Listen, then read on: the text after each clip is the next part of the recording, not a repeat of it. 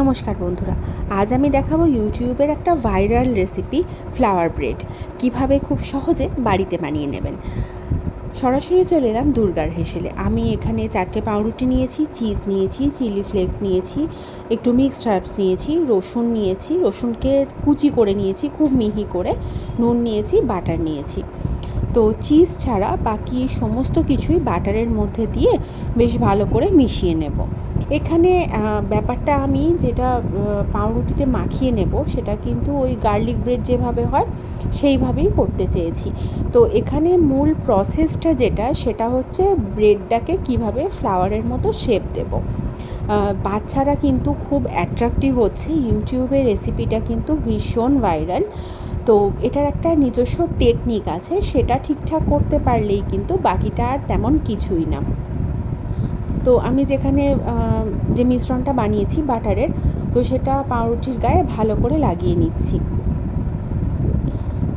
এখানে আমি কোনো পরিমাণ বলিনি, তবে আমি এখানে 2 চামচ মতো বাটার নিয়েছিলাম। সেটা 4টে পাউরুটিতে বেশ ভালোভাবেই মাখানো হয়ে গেছে। মানে আমি জাস্ট ভাবছিলাম যে কুলোবে কি না বা ওয়েস্ট হবে না তো, কিন্তু যা দেখলাম একদম ঠিকঠাক। কিছুটা চিলি ফ্লেক্স রেখে দিয়েছি। তো এখানে মনে করলে চিলি ফ্লেক্সের বদলে কিন্তু মরিচ গুঁড়ো আপনারা ব্যবহার করতে পারেন। এবার আমি দেখিয়ে নিই যে পাউরুটিটাকে কিভাবে কাটবো। এই একটু জুম করে নিলাম। তো কোণার দিক থেকে উপর দিকে একটু তেড়াচে করে কেটে নিতে হবে, 4টে কোণকেই কেটে নিতে হবে। এটা কিন্তু সবথেকে ভালো হয় যেটা স্যান্ডউইচ ব্রেড পাওয়া যায়, ওটার সাইজটা কিন্তু একটু বড় হয়, ওটা হলে জিনিসটা কিন্তু ভীষণ সুন্দর হবে। তো সবসময় ওই পাউরুটিটা মানে সাধারণ ঘরের কাছে যে মুদির দোকানগুলো আছে সেখানে কিন্তু পাওয়া যায় না, আমাকে একটু দূরে যেতে হয় ওরকম ব্রেডটা নিতে। তো যেটা পাওয়া গেছে আমি সেটা দিয়েই বানালাম। মানে মেন ব্যাপারটা হলো যে মেয়ে তো ইউটিউবে বা গুগলে কি ওই যে রিলসগুলো হয় না, তো রিলস দেখতে দেখতে কদিন ধরে বেশ দেখছিল, দেখতে দেখতে আমাকে সমানে বলছে যে কি সুন্দর ফুলের মতো ডিজাইন করেছে, তো ওরকমটা খেতে চাইছে। আমিও ফলো করলাম। তো দেখলাম যে ব্যাপারটা অনেক জটিল করে দেখাচ্ছে, কিন্তু সেরকম তো কিছুই নয়।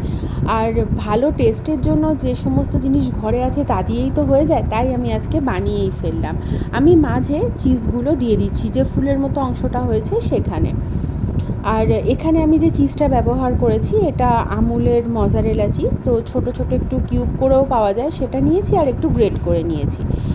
এবার একটা ফ্রাইং প্যানে যে টাতে আমি ভাজবো আর কি, মানে ভাজবো না, জাস্ট ওটাকে একটু মেল্ট করতে হবে, তো চিজটা একটু সেঁকে নেব।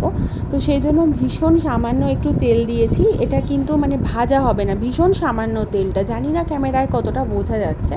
তো এবার ব্রেডগুলোকে এখানে আমি পরপর দিয়ে দেব, তারপর ওপর থেকে চাপা দিয়ে 10 মিনিট পর্যন্ত আমি ওয়েট করব। ততক্ষণের মধ্যে চিজটা কিন্তু মেল্ট হয়ে যাবে, আর ওপরে যে গার্লিক দিয়ে বাটার দিয়ে যে পেস্টটা লাগানো আছে সেটাও কিন্তু তৈরি হয়ে যাবে।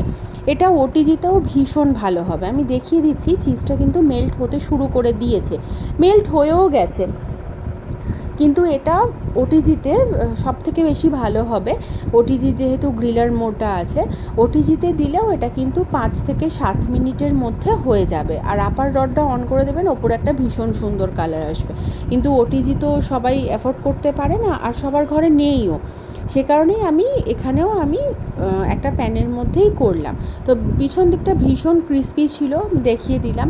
আর পুরো ব্রেডটা ভীষণ ভালো খেতে হয়েছিল। একদিন বানিয়ে ফেলুন বাড়িতে, জাস্ট রূপ দেখে বাচ্চারা খেয়ে নেবে, বড়োদেরও ভীষণ ভালো লাগবে। দেখা হবে আবার নতুন ভিডিও নিয়ে।